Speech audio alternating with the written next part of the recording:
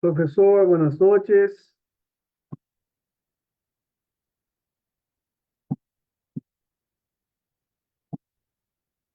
Domingo, buenas noches. Hola Mauricio, ¿cómo Buenas estás? noches. ¿Cómo andan? Bien, bien engripado, pero estamos bien. Es la época. Sí. Si ¿Y vivieras ustedes en cómo andan? vivieras en el Caribe como el profesor, estaría de remerita nomás. Me voy a ir para allá. Pero como estamos en la Buenas zona, noches. buenas noches, inferior del Buenas Caribe. noches. Hola, Yo ¿cómo estoy estás? gripe de la misma manera. La influenza también está asaltando a muchos acá. ¿Qué temperatura tienen ahí ahora? Cualquier época de año es 28, 29. Ah, No, qué no cambia. divino. Sí, Sí. Acá tuvimos unos sí. días de 3 y 4 grados de mañana. Ujú, ujú. Sí, ahí tiene todo. El, el problema más grande de acá es la humedad, que es casi 100%. Entonces, sí, se siente pegajoso todo el día, ¿no? Y es problema típico de clima típico de floresta y de selva. Y entonces es difícil. Otros los problemas. Así Claro, es. mi esposa también es de Manaos, así que sé bien Ah, cómo es la humedad, sí, sí. Queda como un horno. exacto, es exacto. Es muy semejante al clima de Manaus, muy semejante. Y cuando se sale del aeropuerto ya siente como que El peso, el vapor. empujando. Sí. Sí. Y pues es así, ¿no? Una de las cosas que digo que comentan las personas es, nosotros sentimos el efecto del pecado en todo, incluso en el clima. Todo lugar del mundo tiene sus aspectos positivos y negativos, todo. Cuando conversamos con todos, diga, mira, aquí me gusta de esto, pero hay este otro problema. Me gusta de esto, pero tiene este otro problema. Sí. Hay las preferencias individuales también, pero es otro. Bien, vamos a orar para empezarnos, arrancando con una oración. Y si Mauricio puede orar, por favor, empezamos. Oramos, hermanos.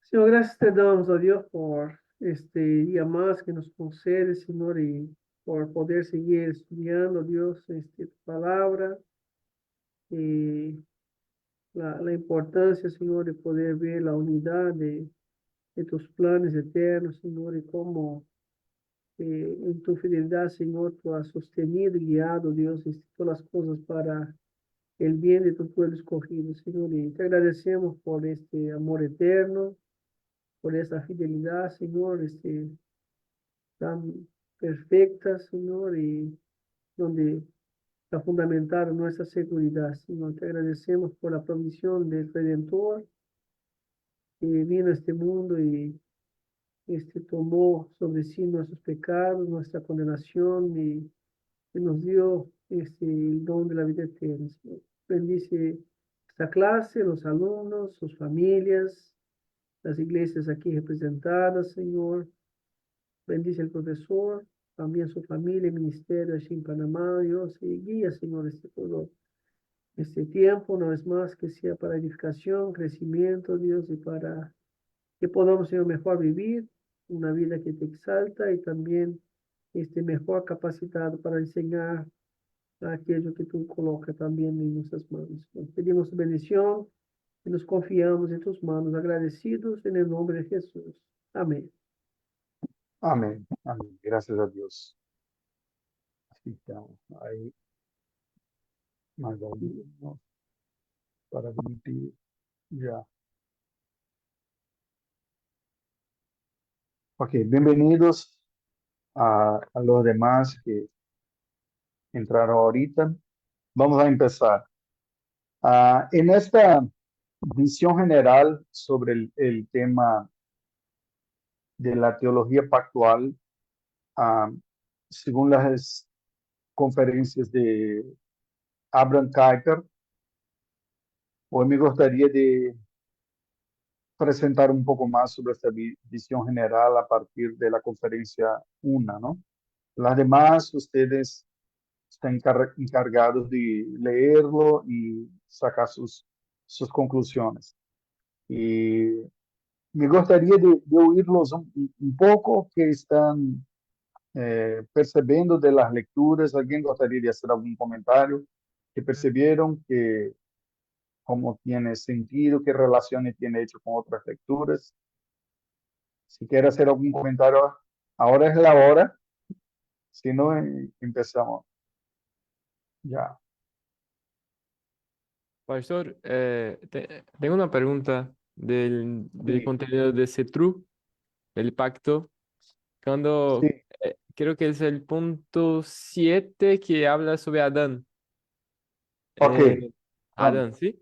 Y ahí me pareció Siga. un poco, ¿cómo puedo decir? Osado así, porque habla cosas fuertes, ¿sí? Anco.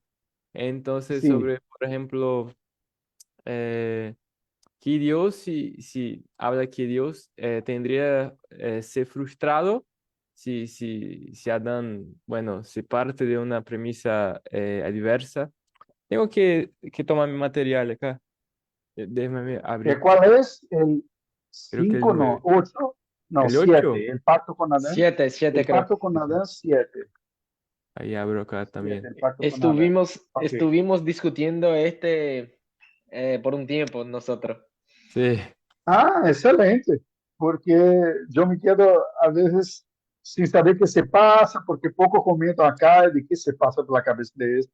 No sé, o comprenden todo o rechazan todo, alguna cosa se pasa. Cuando Ah, están bueno, discutiendo, es porque yo tomé acá. Que es sobre la hay por lo menos, reconciliación.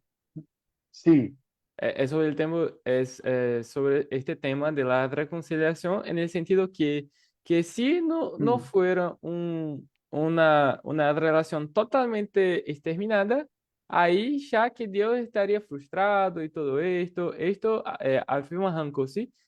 Que hay pero que vamos a tener ver. una relación previa para que haga que pueda ocurrir esta reconciliación.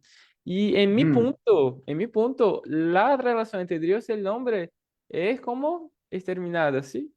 Por lo menos en este punto específico de la historia humana, del plan redentivo. ok, vamos a ver qué dice. Veo que está en el parágrafo cuarto y quinto acá, ¿no? Eso mismo. Eh, que esto era solo una revelación del único pacto de Dios es claro a partir del hecho de que la Escritura habla de nuestra reconciliación con Dios después de que Adán transgredió dicho pacto, según los Corintios 5. La palabra reconciliación es en gran medida una palabra pactual, implica no solo una relación anterior que ya ha sido dañada, sino aún más, implica también que la relación que ha sido no ha sido completamente destruida. Es posible hablar de una reconciliación solo cuando la creación anterior no ha sido arruinada por completo y ésta está siendo restaurada y renovada. Si no fuera así, tendríamos de hablar de un Dios siendo frustrado y teniendo que cambiar de planes, pues su primer pacto y propósito de este habrían sido completamente arruinados y él estuviese frustrado habiendo eso cambiado su propósito. Ok, me acuerdo ahora de su contenido y las palabras que dice. Y traen a ustedes la afirmación de Henko de que la relación no ha sido completamente arruinada, ¿no es eso? Eso. Y me parece que la duda es cómo se queda la doctrina de la depravación total del calvinismo. Me pareció que es eso, ¿correcto? Está bien. Encaja. Ok, porque bien, vamos por parte. El punto que está siendo dicho acá es el siguiente. Cuando nosotros hablamos de que el efecto de pecado ha sido muy malo y que el hombre se quedó apartado de Dios por el pecado, es su condición espiritual de la muerte. Y aquí sí, el calvinismo y la teología reformada ponen las consecuencias en el nivel más fuerte de todo, porque describe la condición espiritual de la humanidad después del pecado como apartado, como muerto. Y siempre leemos contraste con, mira, no está débil, no está como que con una dolencia, está muerto, es incapaz de recuperarse y de vivir con Dios, ¿correcto? Eso Entonces, mismo. sería ese el punto de la dificultad. Ah, sí, sí. Ok, porque si fuera otro más, puede decir y vamos, No, no, voy pero está bien, está bien. poniendo Este todo, punto también hace sentido. poniendo todo en perspectiva. Sí. Entonces, mira, son, son dos abordajes distintos de la misma verdad. La teología sistemática aborda los temas a partir de puntos temáticos, de la condición espiritual del hombre. Y ahí se explora la caída, la creación, la caída, la renovación, hasta la glorificación. ¿Ok? Y está estudiando para que comprendamos cada uno. La teología pactual o la teología bíblica camina con una idea que es presentada en la propia escritura misma, cómo evoluciona. Y al final, las enseñanzas son complementarias, elas no son contradictorias, pero son abordajes distintas. La teología bíblica se mira cómo la palabra de Dios revela las verdades que nosotros tenemos en la propia narrativa bíblica acumulativa y progresiva. ¿Ok? Entonces, ese es un punto que es un poco distinto. Cuando se habla de la teología pactual o de la realidad pactual, nosotros estamos hablando de maneras que maneja Dios su creación. Y aquí es un punto muy importante y agradezco esta cuestión que levantas tú para que comprendamos la teología bíblica. Porque cuando hablamos de la relación de Dios con el hombre y con todo el universo, nosotros reconocemos que en la teología bíblica, según la palabra de Dios, las realidades son realidades que se sobreponen. Este tema yo estaba apartando para trabajar un poco más si tiver una teología pactual 2 en el próximo semestre. Hay un libro que vamos a explorar que se, va a ser la lectura, una de las lecturas obligatorias de Albert Wolters, llamado La creación renovada. Y en este libro es un libro cortito, 100 páginas, no es muy largo, pero ha sido el único que he encontrado en español y que pueda pasar para ustedes. Hay otras cosas en inglés o en portugués, pero que vi en español fue eso. Perdón porque ahora no conozco tanto la literatura producida en español. A veces me quedo procurando para y cercano para poder encontrarlo. Y este punto es el siguiente, y voy a adelantar eso que allá, si, ojalá podamos seguir estudiando y vamos a profundizar más. Como parte de una visión del mundo, de una cosmovisión bíblico reformada, nosotros vemos la realidad como resultante de tres otras realidades. La realidad de la creación, la realidad de la caída y la realidad de la restauración. Históricamente, ela sigue una línea de tiempo, ¿correcto? Primero vino la creación perfecta, sin pecado, pero la creación perfecta no es perfecta como Dios es perfecto. ¿Cuál es la diferencia entre una obra perfecta y Dios que es perfecto? ¿Cómo nosotros identificamos? Porque alguien puede hacer la pregunta y dice, ¿por qué algo hecho por Dios ha resultado malo? Si ha sido perfecto, si leemos en Génesis capítulo 1, que todo que ha hecho Dios ha sido bueno, y él vio después de cada día que lo que hizo fuera bueno, así se encierra la narrativa de la creación en Génesis capítulo 1, ¿correcto? ¿Cómo es posible que algo que tenía sido hecho por Dios pueda dañarse tan fuertemente con el pecado? Entonces, si era perfecto, es posible que Dios tenga hecho algo no perfecto. ¿Cómo puede un Dios perfecto hacer alguna cosa que ya no es más, que no es perfecta o que se cayó? Si Dios supiera que Adán iba a pecar y a desarrollar todo eso, ¿por qué aún así lo creó? ¿Por qué no hizo como los ángeles que no experimentaron la caída de los ángeles elegidos y que fueron preservados? Bien, son preguntas importantes y difíciles porque entra en la propia discusión de la naturaleza del mal y de la instrumentalidad del mal. Y en teología le llamamos de teodicea, que son misterios y propósitos más grandes de Dios con todo, incluso con el mal. Básicamente decimos el siguiente: perfecto en el sentido absoluto, solo Dios lo es, porque Él es la propia perfección de la realidad. Dios es eterno, santo, justo, bueno, con todos sus atributos perfectos. Creo que nadie tiene dificultad con eso, ¿correcto? A partir del momento que Dios crea algo, hay necesariamente como característica de la criatura la limitación, porque no puede ser eterno si no sería Dios. Y si fuera eterno, no sería criatura, sería propio creador, porque sí. De la misma manera, las virtudes de las cosas creadas no son eternas en proporción también, o sea, no son ontológicamente innatas. Disculpen los términos que son un poco filosóficos, pero hace parte para que lo comprendamos. Aquel que ha creado Dios por la condición de creación no se puede tenerlo como absoluto. Toda la criatura es relativa, es menor, es proporcional.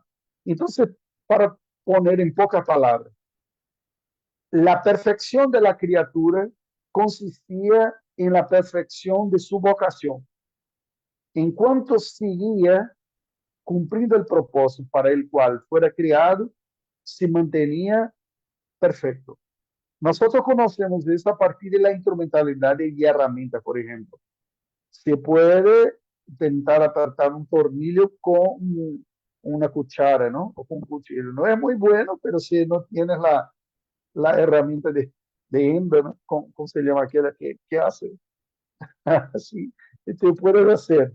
Bueno, un problema que porque no fuera originalmente hecho para eso, te puede dañarse a ti, a la herramienta o al objeto. Yo tengo algunos cuchillos acá que intenté apretar unos tornillos y si perdió, se rompió la punta y así se va. Entonces, fusiles también y otros objetos todos. Cuando la criatura, cuando hay una rebelión, y la rebelión ocurre solamente en los seres morales e inteligentes, porque todo el restante de las criaturas no tiene capacidad de decisión moral entre cierto y errado, así como los animales, las plantas y todo lo demás. De todas las criaturas de Dios, solo hay dos categorías de seres inteligentes, ¿no? Que son los hombres y los ángeles. En estos dos grupos hubo rebelión y se han experimentado de manera distinta. La rebelión ocurrida entre los seres inteligentes y morales, ambas tienen la misma naturaleza, una rebelión de mantenerse en la condición de criatura submisa y dependiente en todo para la gloria de Dios. Tanto en los ángeles cuanto en los hombres se sucedió una tentación de verse independizados. Seguiremos nosotros mismos como dirigentes de nuestra propia historia y realidad. Ocurrió inicialmente con los ángeles. La Biblia no habla mucho sobre esto. Son pocas informaciones que tenemos, pero sabemos que Satanás Satán era un de ellos, ¿no? Que se reveló y con él una parte significativa. Y la misma ya se sucedió con el hombre. Pero mira, y acá es el punto para que comprendamos la afirmación de Henry. La rebelión que se ocurrió con los ángeles no ha sido una rebelión de, ¿cómo se digo? No ha sido una rebelión que inviabilizó cualquier posibilidad de mantener algo bello como resultante de eso. En teología bíblica nosotros reconocemos que como resultado del pecado y la caída hubo la muerte. Y acá nosotros necesitamos tener una comprensión bíblica de las definiciones, porque ese tema es un poco largo, voy a poner un poco corto todo. Cuando nosotros oímos sobre muerte, ¿cuál es la idea que viene a nuestra mente? ¿Qué es la muerte? Si alguien te pregunta, ¿qué es la muerte? Explícame qué es la muerte. ¿Cómo ustedes cristianos ven la muerte? ¿Cómo le explico? Sería algo definitivo, algo que ya no Que no hay se vuelta. escapa, Eso. sí, no hay vuelta, no se escapa, todos lo enfrentarán, ¿no? Durante mucho tiempo de mi vida, yo tenía una definición de muerte que no percibía eso porque no reflexionaba sobre esto, ¿no? Pero yo tenía una definición de muerte que era básicamente la escuela, que era una definición biológica y por tanto, consecuentemente, materialista que domina la academia contemporánea. Me acuerdo de la definición de vida que cuando era un niño en la escuela, el profesor de biología ha dado, de que la vida es un proceso en el que se nace, se desarrolla, se reproduce y se muere. Y así se será el proceso de la vida. No sé cuántos han oído algo semejante así. Y tenía esta concepción de vida de esta manera. Sencilla, un niño se puede captar, pero es más fuerte de lo que te puedas imaginar. Porque esto define la muerte como el fin de un proceso de existencia. ¿Ok?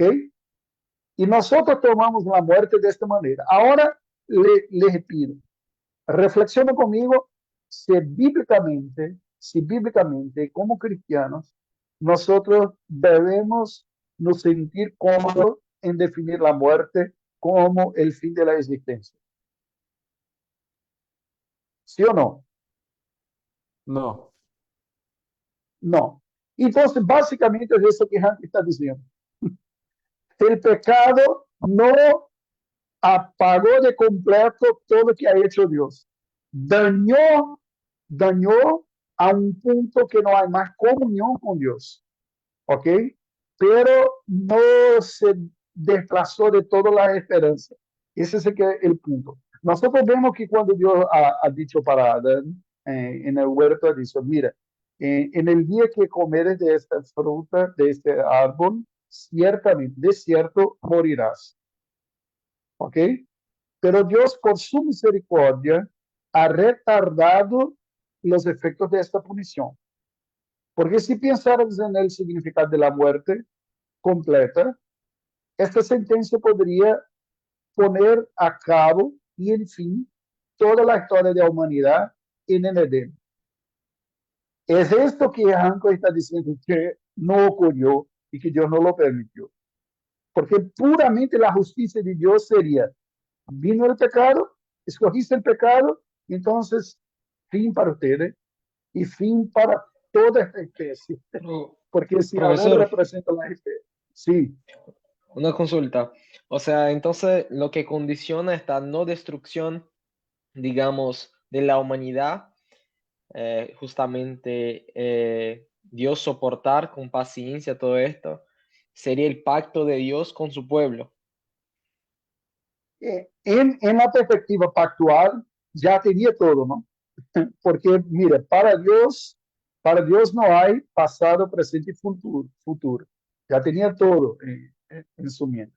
Pero para nosotros sí estamos colgados en la línea del tiempo. Nosotros ni siquiera conseguimos percibir la realidad fuera del tiempo, ¿no es verdad? Nuestra cabeza Claro, funciona así. Nosotros perfectamente. no conseguimos percibir afuera. Para Dios, Dios está en el pasado, en el presente, en el futuro, y digo más, y está incluso más allá del tiempo, porque hubo un tiempo que hubiera Dios antes de siquiera tener tiempo. Y el propio tiempo ha sido una de las creación de la obra de la creación divina.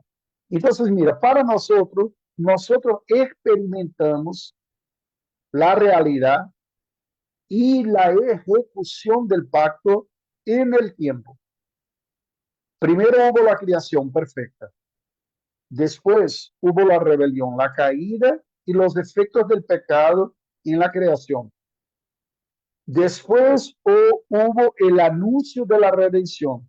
De la descendencia de la mujer vendrá el que va, ¿cómo se dice el término? Desplagar la cabeza de la serpiente, ¿no? Y el término bíblico yo olvidé aquí, perdón. 3:15, ¿no? Aplastar, ¿Cómo? aplastar. Aplastar. Acá se habla, y el Reina Valera herirá, pero es más, herirá de muerte, aplastar.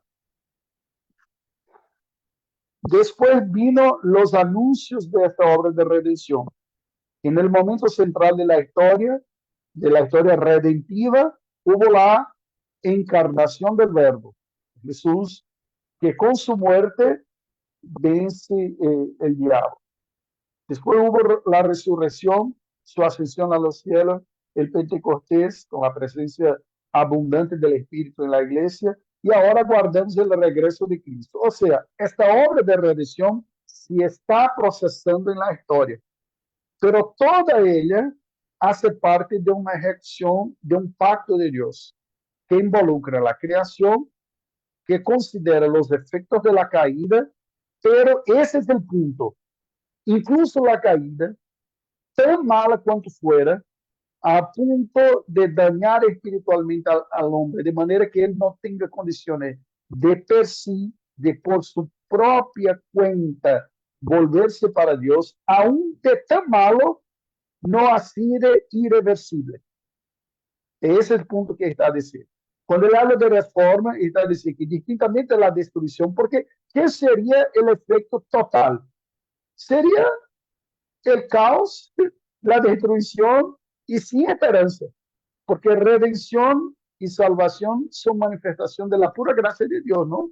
Dios no era obligado a redimir a nadie. Si han escogido la rebelión, siga como los ángeles que escogieron la rebelión. Se va a dañarse todo que se rebelaron. ¿Ok? Pero ¿ha sido eso que ocurrió? No, no ha sido eso.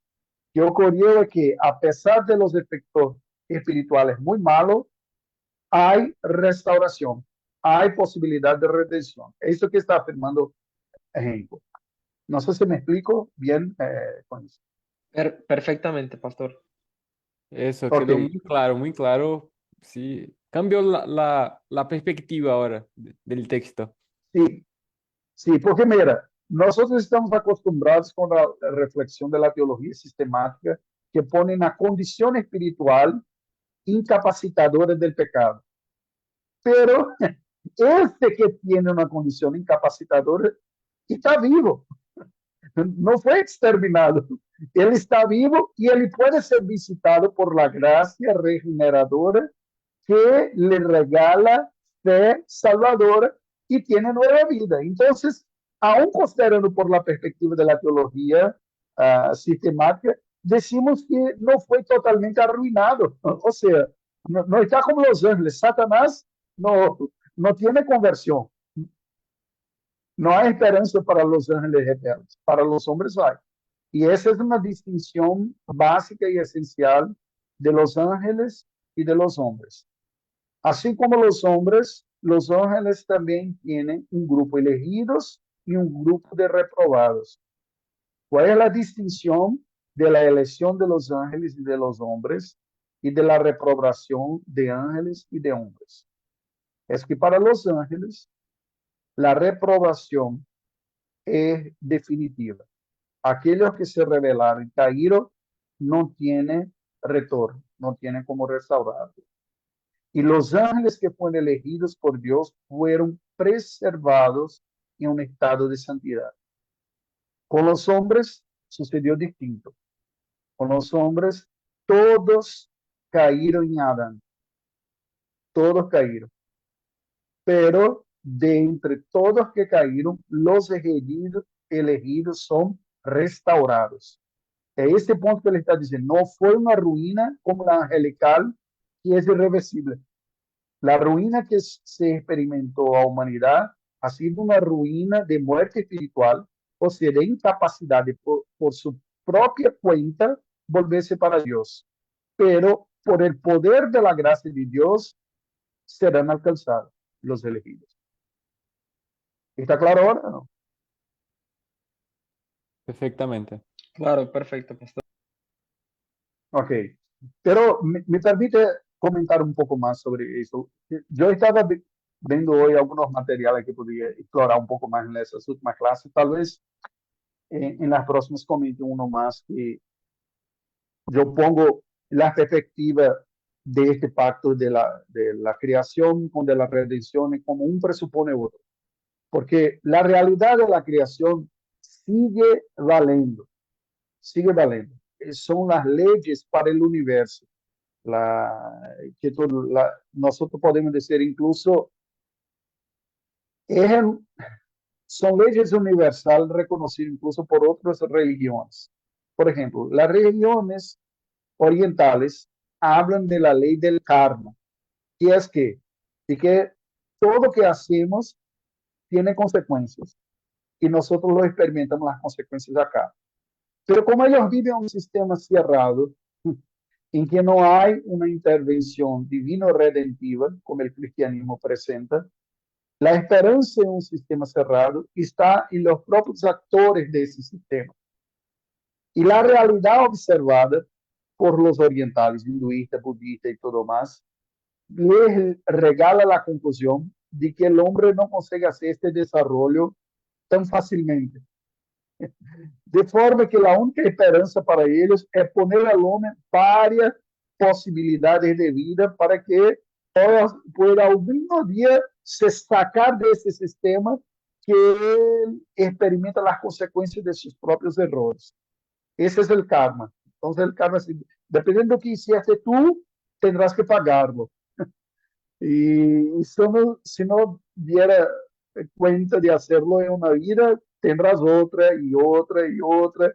Y el gran drama, el gran sufrimiento, y eso no soy yo que estoy diciendo, si estudias de esta perspectiva de ellos mismos, es cómo podemos liberarnos de esta rueda que parece que mantiene aprisionado personas imperfectas como nosotros.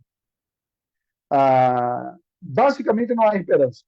Tanto es que cuando supuestamente alguno consigue librarse, ese es el Buda, el iluminado, porque recibió una luz especialísima y se destacó de todos los demás. ¿Ok? ¿Cuál es el punto que estoy a decir con eso? Estas observaciones son posibles a partir de la observación de la creación. Podemos decir que son conclusiones posibles de la revelación general y natural que el hombre hace. O que no es posible. No es posible encontrar redención en este sistema. Porque el sistema de la creación es el sistema de la responsabilidad de las leyes naturales. Que sembras, cogerás. Eso sigue valiendo. Pablo dice en la carta a los Gálatas que dice, no se engañe el hombre, aquello que usted sembrar te va a recoger, ¿no? A coger. Así es. Y nosotros sabemos de eso, ¿no? Quien se pone perezoso probablemente tendrá problemas en el trabajo, ¿no? Si no desarrolla lo que tiene que hacer, no va a experimentar. Pero el pecado afectó al hombre de una manera que no es posible en la vida que él supere los efectos del mal. Por eso que las religiones orientales ponen varias vidas, porque ellos perciben que una vida no es posible. En la lógica bíblica, en la revelación bíblica, no existe esta posibilidad porque tenemos una vida. Pero existe una otra posibilidad que ha hecho Dios, que es de la representatividad. De la misma manera que los efectos del mal vino por uno, que Adán, hay un otro representante, el representante del rescate, el representante de la nueva raza, que es Jesucristo, que él sí asume la humanidad y como un representante legítimo de la humanidad, cumple las obligaciones y quita la deuda por su obediencia. Y así trae para dentro de esta roda, de este ciclo que estaba preso el hombre por el pecado, la posibilidad y la efectividad de la redención, del rescate, de sacarlo de esta rueda que estaba preso por su pecado. ¿Ok? La esperanza, poniendo en perspectiva simples, la diferencia, como decía C.S. Lewis, él ha dicho el siguiente: nosotros tenemos solamente dos sistemas en el mundo. Y aquí él difiere un poco de Abraham Kuyper, porque discute de una perspectiva. Él no era teólogo, ¿no? Pero era literato y un poco filósofo en su formación. Él dice: solo hay dos sistemas filosóficos religiosos en el mundo: el cristianismo y el hinduismo. Todas las otras religiones son como variaciones de estas dos. Por ejemplo, el budismo es un hinduismo un poco más sofisticado y filosóficamente hablando. No tiene aquellos dioses, todo, no tiene los brahmanes, las castas sacerdotales, pero la mentalidad es toda esa mentalidad de que el espíritu que es eterno, que la materia es un accidente y que se necesita evoluir a partir de todo. Y el cristianismo es un sistema que dice que la esperanza está en que Dios intervenga, venga en nuestro mundo y saque al hombre de esta miseria. Es un Dios que entra en la miseria humana, asumiendo la humanidad y rescata de dentro para afuera. ¿Ok? ¿Qué ha sido el judaísmo dentro de esa perspectiva? Una preparación para el cristianismo. ¿Y qué es el islamismo? Una perversión del cristianismo. Históricamente, en la línea del tiempo, es exactamente esto, ¿no? El judaísmo era la religión de la esperanza del Mesías. Cuando el Mesías vino, todo del judaísmo se cumplió su propósito. Seguir con el judaísmo es una distorsión porque rechazaste la solución que tú mismo esperabas. Es eso que Pablo explica sobre la situación de los judíos. La tontería de ellos es que rechazaron la solución que estaban esperando. Y vino, y es Jesús. Y el Islam es una perversión a posterior, que vino en el siglo VII y también ha rechazado la realización plena del cristianismo. Entonces hay estas dos visiones. En estas visiones, básicamente la diferencia es que en la visión cristiana, el Dios vino, un Dios personal, vino a la historia humana y asume la humanidad. ¿Ok? Y todo bien en ese punto. Déjame poner más un poco de perspectiva acá para que la comprendamos, aún sobre la visión materialista de la vida que tenemos. Como he dicho, yo tenía una visión materialista que ni siquiera supiera de eso, ¿no? De que la muerte es el fin. Cuando nosotros miramos la muerte como el fin, nosotros no estamos mirando de la perspectiva correcta como cristianos, porque la muerte no es el fin en la palabra de Dios. La muerte es el último enemigo, no el fin. ¿Para quién la muerte es el fin? Para quienes ven la realidad puramente materialista. Y así todos nosotros somos resumidos a masa orgánica, sinapsis neurológicas y cambio de células que se envejecen hasta que los órganos de nuestros cuerpos entran en pane y paran de funcionar. Y así se acabó. Me acuerdo de un filósofo conocido en Brasil y que aparece siempre en entrevistas y todo. Y cierta vez en una entrevista él dice: a mí me gustaría de poder ofrecer palabras y esperanza para mis amigos en contexto de muerte, pero no las tengo. Y él ha sido muy honesto. Él dice: porque en mi manera de ver la vida y la realidad como siendo solamente la materia, no hay esperanza. Que vamos a consolar a alguien con la muerte. No se consola. Que se puede decir ha aprovechado bien la vida, ha dejado para atrás buen ejemplo para seguirlo, seguirá en nuestras memorias. Es romantismo existencial. Pero verdaderamente, para un materialista se acaba con la muerte, ¿no? Me acuerdo, a poco he visto una entrevista con un uruguayo bastante conocido que es Mujica, enfrentando un cáncer de esófago. Él dice, me quitaron la danza, una cosa así. Ha dicho, no me acuerdo precisamente el término, pero se expresó de una manera poética, ¿no? Pepe. Y ha dicho como que así, me quitaron la danza.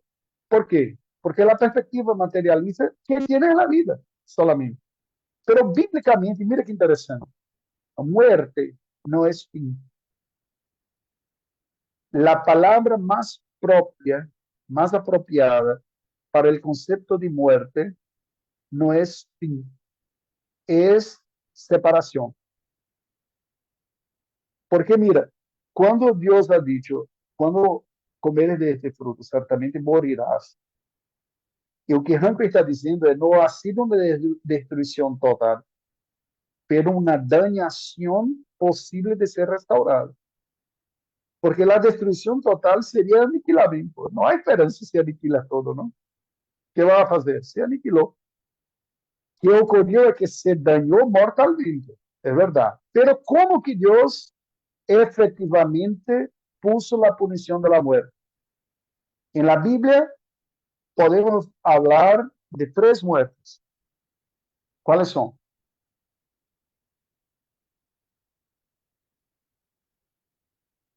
Evangelina, vi tus labios se moviendo. Puede hablar ahí. Física, espiritual. Sí, y la tercera, ¿quién puede, quién sugiere la tercera? Vamos a empezar con esas dos y después luego llegaremos a la tercera. La primera muerte experimentada por el hombre, por la humanidad, ha sido la espiritual. Porque la Biblia dice que después del pecado, Dios procuró el hombre y él se escondió. ¿Dónde estás, Adán? Tuve miedo, tuve vergüenza y me escondí. La muerte espiritual es la separación de la comunión con Dios. ¿Correcto? En este punto, la fe reformada del calvinismo dice, esta muerte fue total. El hombre ha sido apartado de esa comunión definitivamente. No, no como un casal, una pareja de novios que tiene una discusión y dice, no quiero te ver, y después dice, disculpa, hablé tontería, dame un beso y todo sigue normal. No, ha sido, están apartados, muertos espiritualmente. Pablo habla de eso en Efesios 2:1, ¿ok?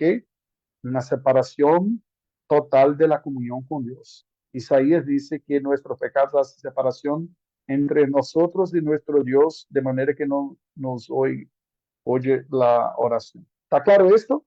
Muerte espiritual, separación de la comunión con Dios. ¿Correcto? Muerte física. ¿Qué significa? La muerte misma, como vemos. Sí, pero la muerte misma es interesante. Es casi es una definición psíquica, ¿no? Es la muerte encima. ¿Qué es la muerte misma? Y estoy diciendo que no es el fin. Y estoy proponiendo la tesis de que la idea bíblica para muerte es separación. La muerte espiritual es separación de la comunión con Dios. La muerte física es la separación del hombre de sí mismo, de la parte material, de la parte inmaterial, entre la parte física y la parte espiritual, entre el cuerpo y la alma, entre el espíritu y la carne. Porque ¿qué sucede cuando morimos? La parte física empieza a decomponerse en la tierra y la parte espiritual se va a su destino, sea con Dios, sea aparte de Dios. El hombre es separado de sí mismo, la parte sobrenatural de la parte natural, aunque no sea definitiva, porque aguardamos la resurrección. Cuando, ¿qué va a ocurrir con la resurrección? Se va a reunir lo que fue apartado con la muerte. El cuerpo encontrará otra vez su alma y el cuerpo será restaurado, ¿no? De todo, de creyente y de no creyente. ¿Ok? Y está interesante porque eso significa decir que cuando cristianos, cuando vamos a un sepultamento, hay algunos cristianos que tienen una visión espírita y dicen, aquí ya no está nuestro hermano Jacob porque está en el cielo, acá es solamente el cuerpo de él. Mira, es él. Nosotros reconocemos a las personas por la parte material, ¿no? Besamos nuestra mamá, no besamos el espíritu de la mamá a la noche, de mamá, dame un beso en tu corazón, aunque algunos románticamente dicen beso en el corazón, ¿no? Nosotros besamos la faz, nosotros nos acordamos de los ojos, de las conversaciones, toda nuestra interacción, toda nuestra interacción con las personas son materiales, porque los sentidos se expresan y se comunican a través de la materia. Aunque a través de la materia nosotros alcancemos los aspectos trascendentales, las ideas, las pasiones, los deseos, los sueños, que no son materiales. Pero ¿cómo lo percebemos? Percebemos por los medios que el cuerpo se utiliza. Ahorita mismo, ustedes creen que yo estoy en Panamá hablando con ustedes, porque una mídia está diciendo eso, pero nuestra interacción se da por sentido, básicamente auditivo y algunos visual. Y así nosotros nos comunicamos. ¿Qué ocurre con la muerte? La parte inmaterial es separada de la parte material. De manera que ahora la parte material ya no comunica-se, porque perdió su parte inmaterial. Y tenemos un cuerpo inerte que no se comunica lá. E vemos a pessoa que nos estreia é precisamente porque aquele corpo um dia nos afanou a cabeça, nos beijou o rosto, se riu, sonriu de nossa chiste. E é isso que sentimos falta, porque foi separado, se sacou da parte material, ok?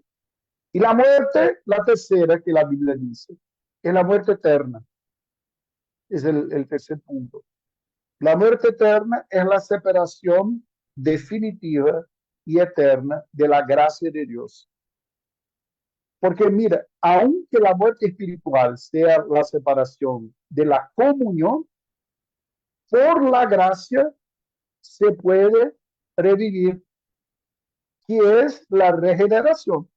Y ahí se empieza a disfrutar comunión con Dios. Con la muerte física se acaba la vida acá en la tierra, en que cuerpo y alma están juntos, nos componen, porque así somos. Y esa realidad se quedará así por un tiempo hasta que Jesús vuelva. Cuando Jesús vuelve, se reunirá el cuerpo el alma, al alma, y así tendrá el juzgamento. ¿Está claro eso? Eso es una visión más propia de la Biblia, pero que a veces se equivoca algunos y no tienen. ¿Ok? Entonces, ese es un punto importante para percibirlo también. Y creo que precisamente esa es la idea que está comunicando él. Está a decir que se dañó, pero no de una manera irreversible. Eso que él está diciendo, porque si fuera irreversible no tenía esperanza. Y eso se sucedió con los demonios, no con la humanidad. A nosotros hay esperanza. Y aquella máxima es verdadera cuando dice, en cuanto hay vida, hay esperanza. En cuanto hay vida, se puede arrepentirse de sus pecados. Y me permite hacer una información un poco más de nuestro acá. Cuando nosotros leemos el libro de los reyes, una de las historias que me llama la atención, las historias del rey Manasés. ¿Por qué?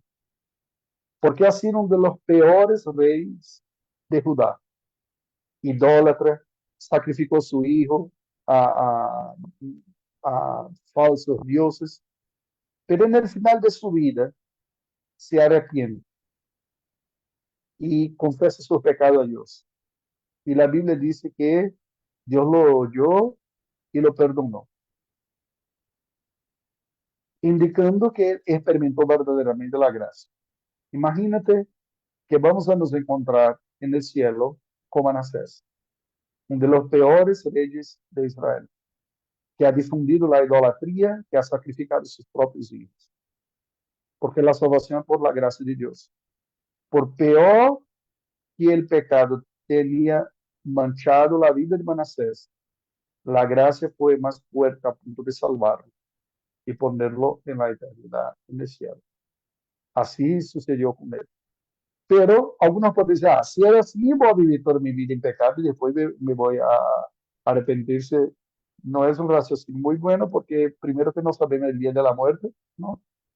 Pragmáticamente hablando, siendo bien práctico, acá no sabemos si sucederá.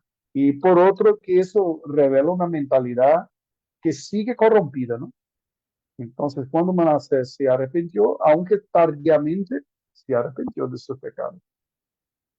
Pero decía mi hijo acá, cuando estábamos haciendo la lectura, y dije, imagínate este hombre que se convierte al final de su vida. Por supuesto, él tiene una gran gratitud a Dios por el perdón y la salvación, ¿correcto? Pero imagínate qué es vivir los últimos años de su vida, sabiendo que la más gran parte de su vida fue un instrumento del mal, de la mentira, de la corrupción, del engaño y de la muerte, incluso de sus propios. Yo no me gustaría de tener estas memorias en mi vida al final de mi vida. Aún que supiera que fuera perdonado por todo. Imagínate en la hora de la cena, en una fiesta celebrativa con 5 hijos en la mesa y pensando, podría ser 7 si yo no tuviera sacrificado 2 a Moloch. Imagínate los sufrimientos de él, tener informaciones de las rebeliones de muchos de sus hijos que siguieron pagando y que fueron casi tan malos cuanto ellos. Él ha sido. Imagínate. Y saber que una parte de esta miseria ha sido producto de sus propias acciones. Entonces, ¿por qué estoy a decir esto? Porque la realidad actual es una realidad que se sobrepone. La realidad básica de la creación son las leyes naturales. No se escapa de ellas. Ninguna se escapa. Si te saltas de un predio de 20 pisos, te va a morir. No te va a decir, Dios me salva acá porque soy tu hijo, envía tus ángeles. No te vas. Hay leyes naturales universales que Dios estableció. Y en basada en esta, la vida sigue. Muchos de nosotros que ahora estamos acá, sabemos que convivimos con consecuencias de hechos que no fueron buenos que hicimos en el pasado. Quizá por la gloria de Dios no sea mucho, no sea muy fuerte. Todos nosotros que estamos acá, si somos cristianos, tenemos la alegría y la gratitud a Dios de que Él nos ha perdonado por nuestro pecado, de nuestro pecado, todo. Y que el precio que fuera pago por el precio perfecto de su Hijo que nos ha librado de tener, no mismo que pagarlo por las tonterías que hicimos, que decimos y provocamos. ¿No es verdad?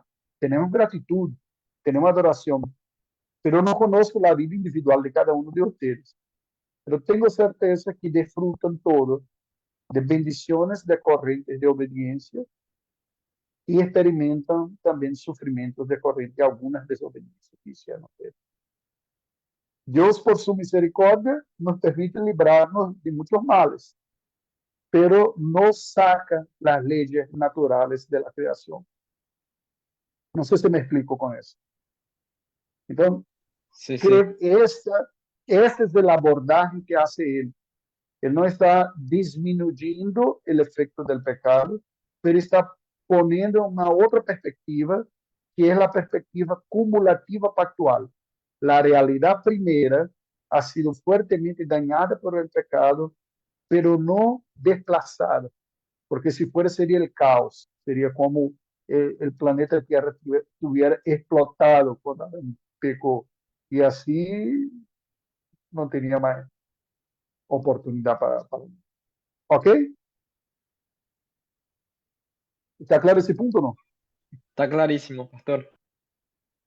Ok. ¿Qué gustaría más de comentar? ¿Hay algo más?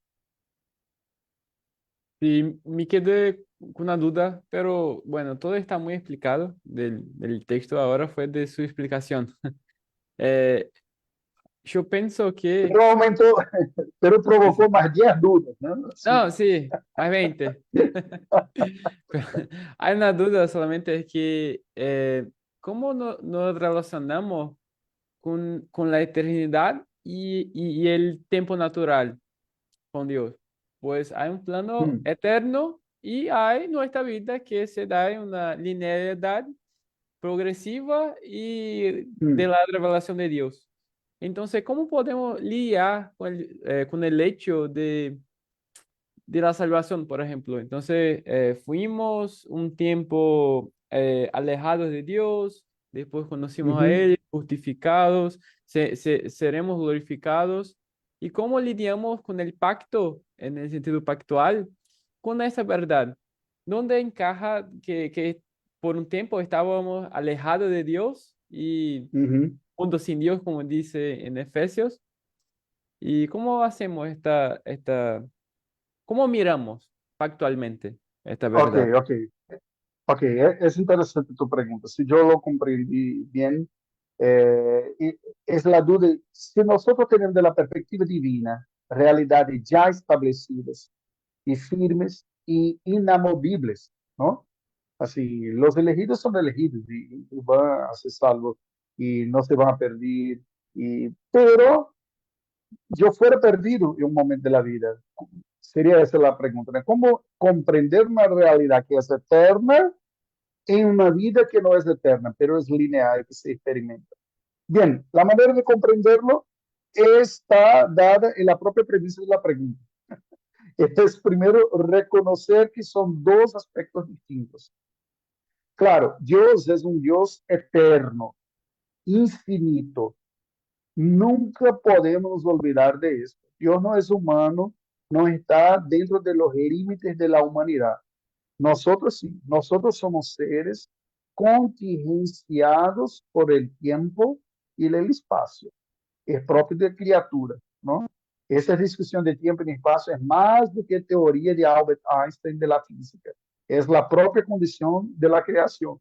La creación existe y experimenta la realidad en tiempo y en espacio. Entonces, dicho esto, vamos a poner en perspectiva las cosas.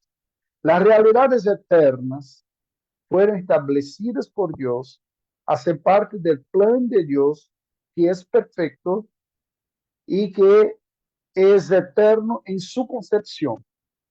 Pero cuando Dios crea las cosas, Él crea una realidad fuera de Él mismo que es eterno. Y por tanto limitada y que se procesa limitadamente. Entre otras cosas, que se procesa en línea del tiempo. De manera que hay aquellas explicaciones clásicas cuando se van a oír, por ejemplo, de la teoría de la relatividad o cuando estamos siendo presentados a las dimensiones físicas de los ejes X, Y y Z, y que nosotros vamos a ampliar la perspectiva. Para alguien que está solamente en la línea X, la comprensión para un punto, la dimensión de Y o la Y es una realidad que no le cabe, porque él piensa apenas unidimensionalmente. Para aquellos que son bidimensionales, la idea tridimensional está afuera. Voy a poner de una manera más simple, porque sencilla, está un poco matemático y filosófico. La idea es la siguiente: nosotros no somos Dios, jamás conseguiremos comprender y experimentar la realidad afuera de tiempo y de espacio, porque estamos contingenciados, limitados y alocados en el tiempo y en el espacio. ¿Ok? Dicho esto, el próximo.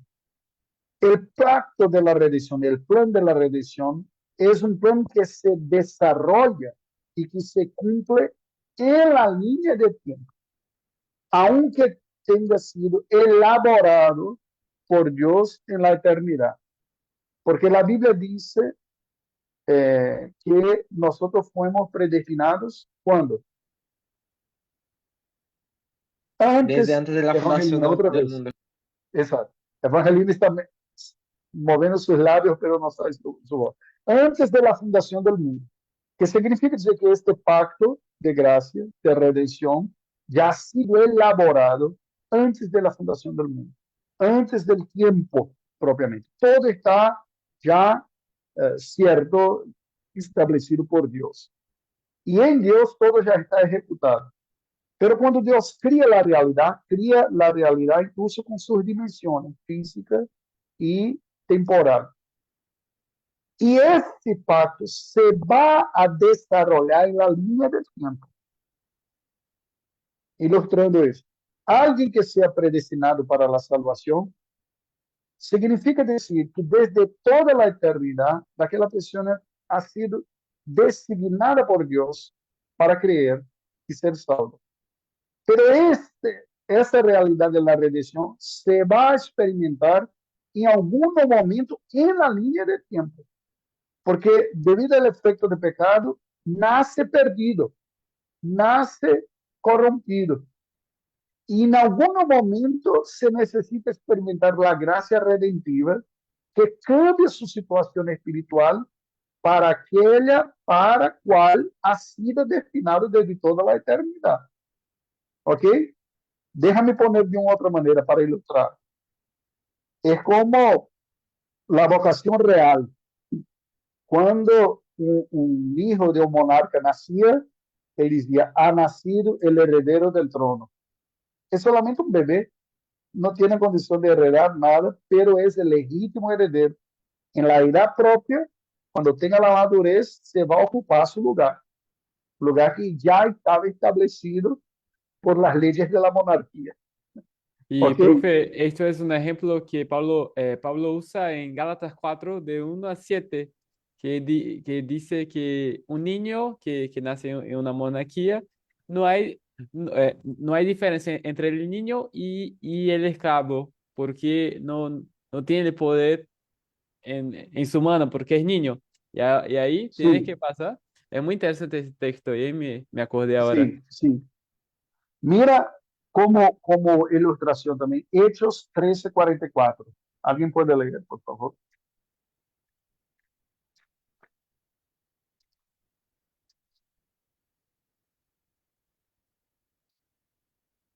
El siguiente sábado se congregó casi toda la ciudad a oír la palabra de Dios, Ah, del sí. Señor. ¿Es No, no, ese? no, no, no, No. no, no es eso. Es, perdón, es 47 y 48. 13, 47 y 48. Porque así nos lo ha mandado el Señor. Te he puesto por luz de las naciones, a fin de que seas para salvación hasta lo último de la tierra. Y los gentiles al oírlo se regocijaban y glorificaban la palabra del Señor y creyeron todos los que estaban destinados a la vida eterna. Y la palabra del Señor se difundía por toda la Sí, sí, gracias. Entonces, mira qué Pastor, interesante. Este versículo 48 es la ilustración de esta pregunta que hiciste tú. Los gentiles oyeron la palabra y regocijaban por ter creído. Y Lucas hace un comentario muy interesante. Dice, y creyeron todos los que estaban ordenados o destinados para la vida eterna. O sea, el plan eterno en algún momento se ejecuta en la historia, en la vida de los elegidos. De manera que eles experimentan la redención en un momento. Acá entra un otro punto de discusión, un ratito, Mario. Un otro punto de discusión que es el siguiente. Es que ha revelado Dios y que ha ocultado Dios. Dios ha ocultado de nosotros la agenda temporal. Nadie lo sabe las fechas establecidas de Dios para la ejecución de la redención personal. Las fechas que sabemos son algunas pocas importantes que Dios nos ha dicho. Así, cuando envió a su hijo, mandó unos ángeles para que diga, he nacido el Salvador, los ángeles cantaron, y cantamos todo año en la Navidad, ¿no?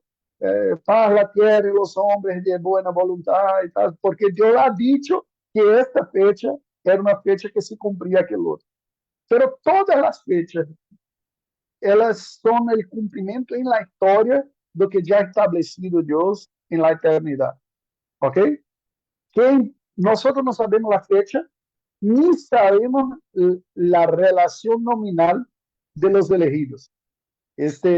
La lista de llamada está con Dios.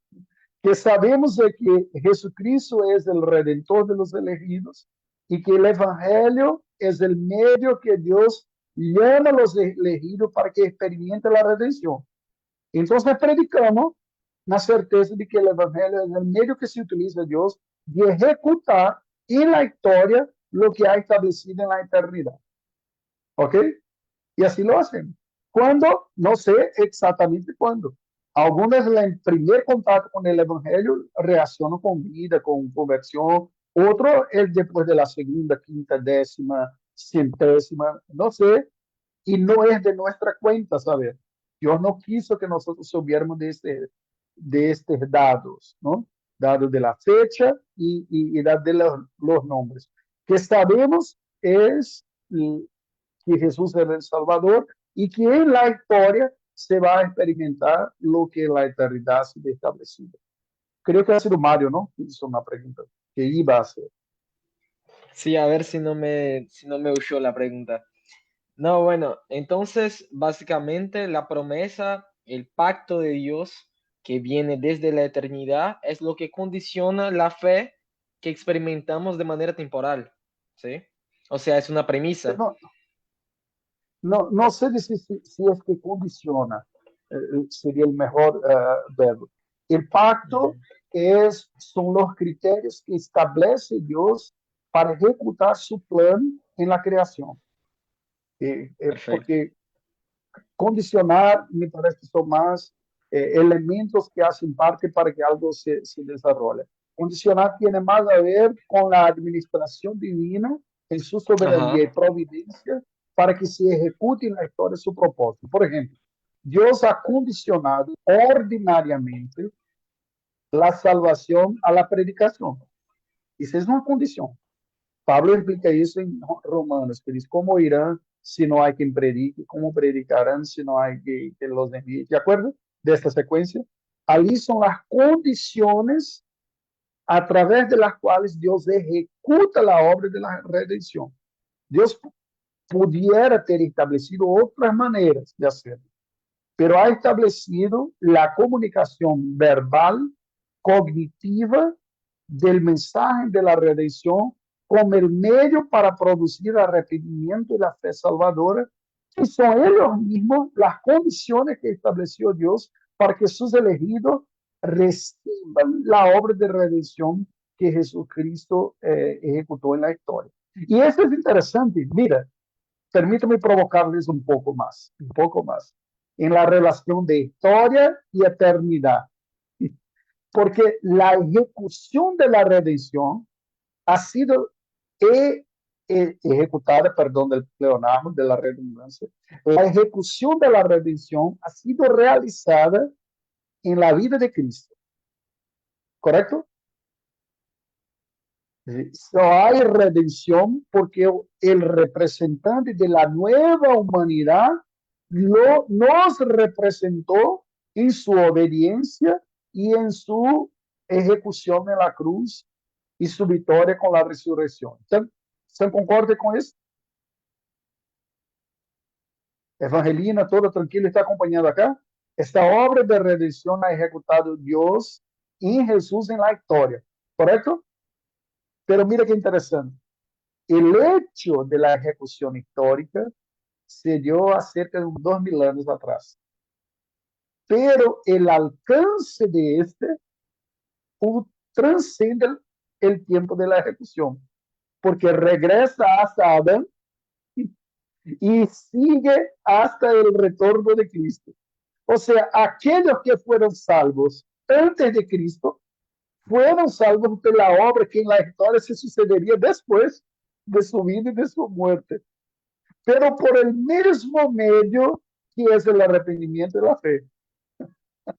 Eso sí, el arrepentimiento y la fe son las manos que se extienden para recibir la gracia de la redención.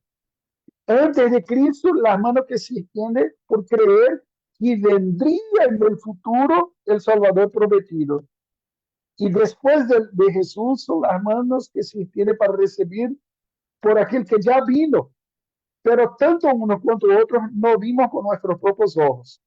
Nosotros sabemos porque alguien nos ha dicho. Aquel ha dicho, vendrá. Y para nosotros después de Cristo vino. Aquellos creyeron que vendría. Y nosotros creemos que ya vino. Y tanto uno cuanto otro fuimos redimidos por una obra que se ejecutó en un momento de la historia, pero que se esparció para alcanzar todos los momentos de la historia, a todos de todos los momentos de la historia. ¿Ok? Profe, ahí me quedo con una duda Sí. sobre estos momentos distintos, ¿sí? Eh, Podemos decir que antes de Jesús venir, eh, los judíos eran llamados, podían ser llamados de hijos de Dios, pues en el Evangelio, sí, después con la plenitud Sí. del Evangelio, entendemos que cuando recibimos el Espíritu de Dios, es que podemos ser llamados de hijos de Dios. Y eso me queda un poco, por más que seamos salvados antes de la obra de Cristo, me quedo con dudas, ¿sí? Sí. Pero es solo de esta nomenclatura mismo, si podemos ser llamados o no. Mira que en Juan capítulo 8, cuando Jesús está discutiendo sobre la paternidad espiritual, Jesús ha dicho a los judíos el siguiente: vosotros sois de vuestro padre, Juan 8:44, el diablo, y los deseos de vuestro padre queréis hacer, y ha sido homicida desde el principio, y no lo ha permanecido en la verdad, porque no hay verdad en él. Cuando habla de mentira, de suyo habla porque es mentiroso y padre de la mentira. Y los judíos rechazaron. Y en el versículo 48 dice que ellos dijeron, no decimos bien nosotros que eres samaritano y que tienes demonio. Y Jesús les dice, no tengo demonio, antes otro a mi Padre y vosotros me deshonráis. Y sigue, mira. 53. ¿Eres tú acaso mayor que nuestro padre Abraham, el cual murió y los profetas murieron? ¿Quién te hace en sí mismo? Y Dios dice que no habla de gloria de sí. Bien, el término hijo de Dios, en mi comprensión, es un término que verdaderamente es difundido en la nueva alianza, pero no era un término muy utilizado por los creyentes de la antigua alianza, porque tenía connotación muy fuerte que ellos no entendían ser apropiado. Hay un texto bíblico que dice que así, diciendo cuando Jesús dice que llamaba a Dios de su Padre, así es igual a Dios, y por eso lo rechazaron los judíos. No me acuerdo precisamente dónde es, está en Juan también, pero tengo que conferir. Es posible que sea en Juan 8. Y si era así, igual a Dios. Yo pregunto eso Pero porque vemos que los mm, fariseos se escandalizaban cuando Jesús decía que era hijo de Dios. Jesús nunca dijo entonces, sí, pero hablaban de él. Siempre preguntaban de alguien. sí, precisamente por eso. En términos así, si la pregunta es meramente nomenclatural, vocabular, no era un término común entre los judíos llamarse. Y la idea es muy clara en la Biblia. Si era, permiso, Y déjame decir. espiritual, solo por las dudas. Y espiritual, ¿sería hijos? ¿O Eh, qué pasa? ¿Qué? Porque es muy sí, confuso. sí, sí era. Pero tenemos que comprenderlo en ese sentido. Eh, sí, sí, pasa. Yo estoy intentando pesquisar acá. Si alguien está ágil, más hábil que él.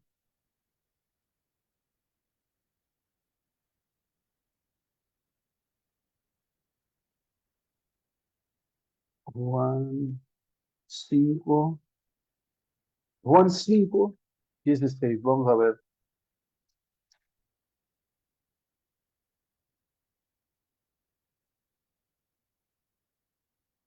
Cinco 18.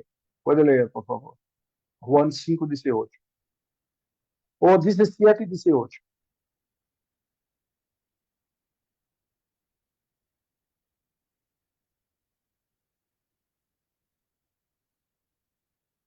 ¿Qué ha dicho? Y por esto más Algunos- procuraban los judíos matarlo, porque no solo quebrantaba el sábado, sino también decía que Dios era su propio Padre, haciéndose igual a Dios. Entonces, mira, ¿cómo oían los judíos la expresión de Jesús cuando decía que Dios era su Padre? ¿Qué significaba para ellos?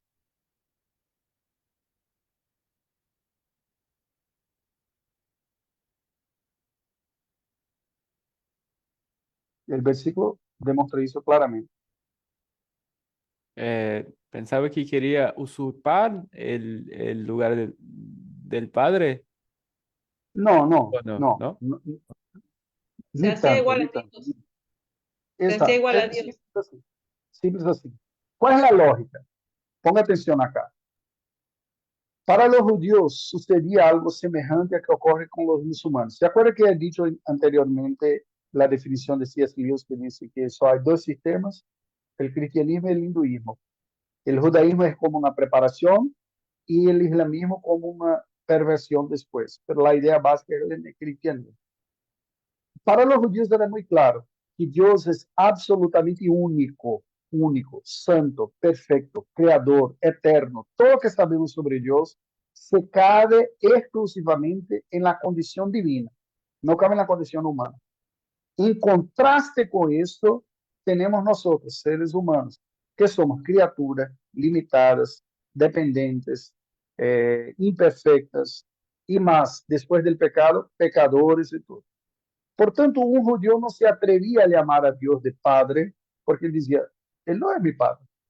Mi padre está en mi identidad. Mi padre es Rómulo, mi madre es Katia. Yo tengo la genética de ellos, los ojos de uno, la boca de otro, el temperamento. Así no tenemos, porque tenía muy claro la idea que veía en toda la creación de que los hijos tienen la naturaleza de su padre. Nadie lo puede decir eso sobre los hombres con relación a Dios.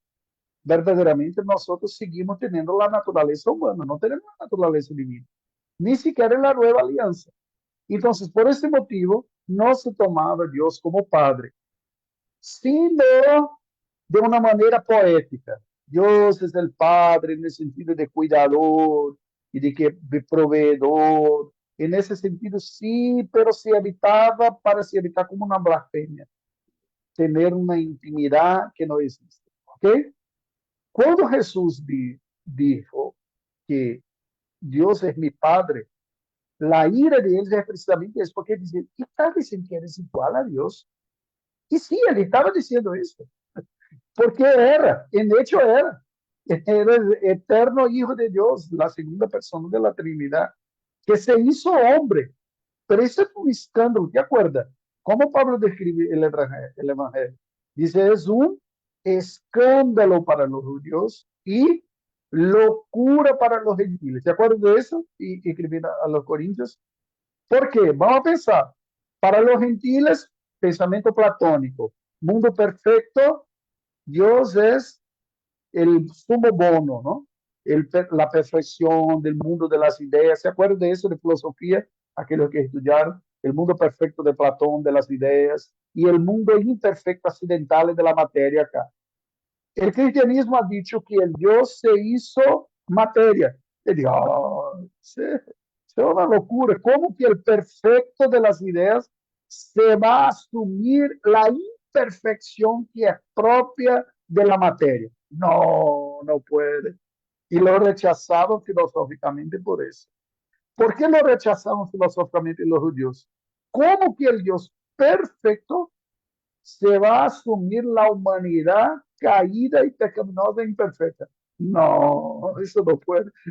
Son rechazos muy semejantes en un cierto aspecto. Pero Jesús ha dicho eso. Ahora mira, ¿cuál es el mensaje del Evangelio? Ponga tu atención en eso. a esta criatura que no tiene el ADN divino, que somos nosotros, nuestro ADN es humano, Dios nos ha adoptado como sus hijos. Y para todos los aspectos, un hijo adoptivo es un hijo. Nosotros sabemos de eso, ¿no es verdad? Entra en la herencia de la misma manera, tiene el sobrenombre y quizás, si fuera adoptado tempranito, asume las costumbres, la manera de sonreír, de caminar, de hacer chistes, la cultura, todo, porque se trata como verdadero. Pero va más. El Evangelio va a decir, y aquí sí, aquí es la diferencia en la antigua y nueva alianza. En la nueva alianza, la medida de la gracia es más grande y más fuerte. Juan va a decir, o Pedro, que habita en nosotros la divina semilla, la habitación propia del Espíritu Santo en nosotros, ha transformado nuestra naturaleza pecaminosa en algo más semejante, pero sigue siendo ADN humano.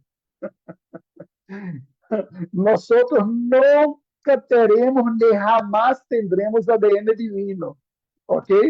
Jesús es el único que tiene los dos, porque lo tenía el ADN divino, porque era divino desde toda la eternidad, y asumió la humanidad agregando a su naturaleza el ADN humano.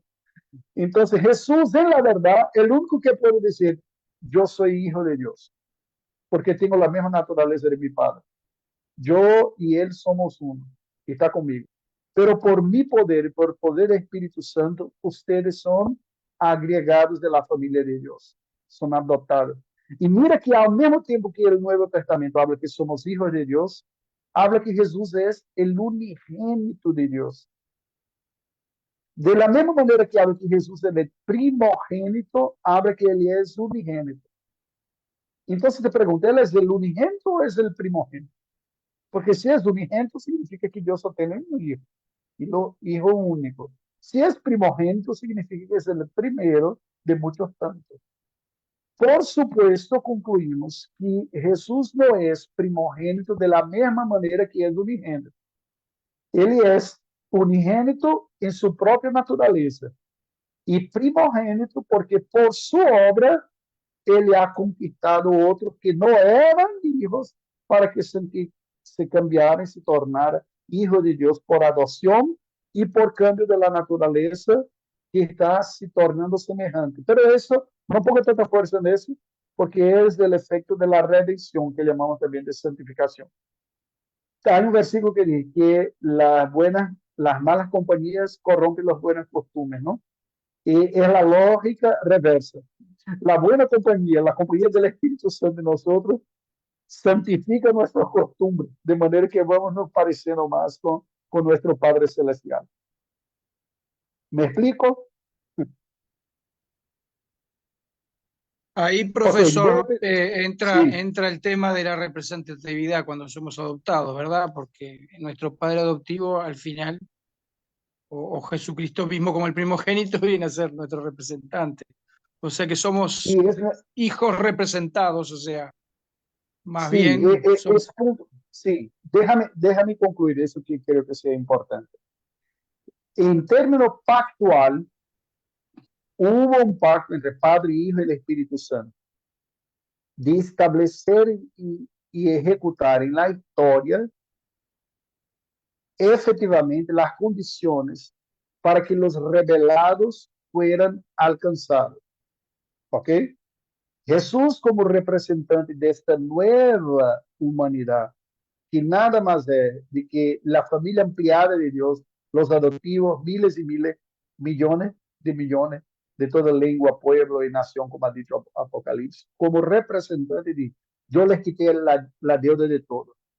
Y como nuestro representante nos garantizó el acceso a la casa del Padre. La casa de mi Padre a muchas moradas voy a preparar, ¿ok? De manera que nosotros somos tratados como verdaderos hijos de Dios, por parte de Dios, sin que fuéramos en la naturaleza. En la naturaleza somos hijos de Adán y Eva.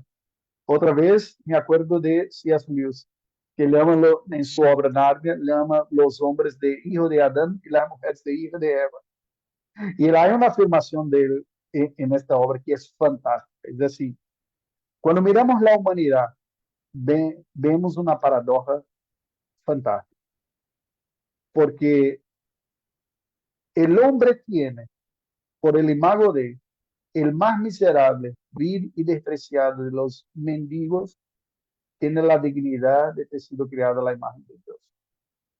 Y el más noble y astuto y desarrollado tiene la naturaleza pecaminosa que se debe encurvarse con conciencia de pecado. Entonces es muy interesante porque delante de Dios nosotros experimentamos estos dos. Y ahí déjame poner más en perspectiva. A luz de 1 Corintios 15, que dice que Él es el primogénito. Él ha sido el primer que ha resucitado y glorificado. Y con eso garantizó que nosotros, los otros que fuimos adoptados, también experimentaremos glorificación. Y seremos, ha dicho Juan en su carta, semejantes a Él. No semejantes en su naturaleza, pero semejantes en su belleza moral. Significa decir que todo que hoy, por contraste moral, nos pone tan lejos de Dios, por contraste moral, en términos posicional, ha sido garantizado por la obra de Cristo el acceso a la presencia de Dios como hijo.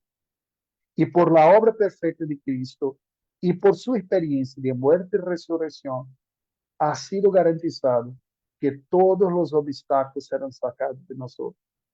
Y en aquel día que estaremos en su presencia totalmente compatibles con su presencia, porque será sacado de nosotros toda incompatibilidad, toda la remanescencia de pecado. Pablo describe isso dizendo de la glorificación. Entonces, aquello que ha empezado como una representatividad judicial se va a concluir como una adecuación moral.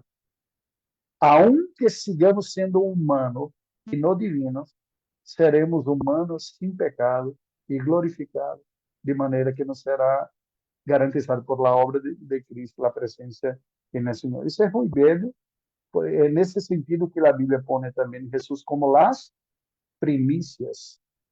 ¿Por qué primicias? Las primicias son la primera cosecha. Y Él ha resucitado y está a diestra de Dios, y nosotros lo miramos y decimos, eso se va a suceder con nosotros también. Tenemos la garantía de que se sucedió con Jesús, y la muerte no tiene la palabra final. Estaba errado mi profesor de biología cuando decía que la vida es nacer, crecer, se reproducir y morir. No tiene la palabra final. Yo me voy a reír de la muerte y dice, lo vencí y la vencí y te vencí. Estoy acá después de haberla experimentado con victoria sobre todos los efectos del pecado. Y así terminamos hoy. Por favor, tome apuntamiento de lo que quiera también. Hagan las lecturas y nosotros podemos seguir también en la próxima semana con algunos temas más. Vamos a orar y así concluimos. Quien no pueda, por favor, lo conduzcanos en la oración. Uno de ustedes.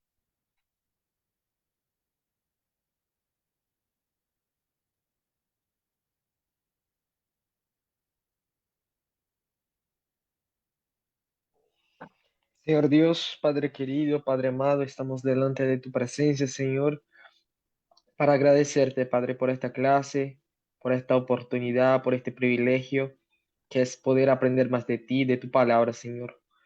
Oh Dios, te agradecemos, Señor, por tu sacrificio, Padre, que nos da acceso a ti, nos da acceso a tu palabra, a tu voz, a hablar contigo como estamos haciendo en este momento, Señor. Oh Dios, gracias, Padre. Bendice, Señor, la vida del profesor, del coordinador del curso, Señor, de todos los integrantes, Padre, de esta materia. Oh Dios, cuida de la vida de ellos, Señor. Esté con nosotros, Padre, y danos un buen descanso en tu santo nombre. Amén y amén. Amén. Buenas noches, Dios les bendiga. Dios Buenas los noches. bendiga. Bendiciones, buen Buenas Chao, noches. descanso. Nos bendiciones. vemos. Buenas noches. Nos vemos.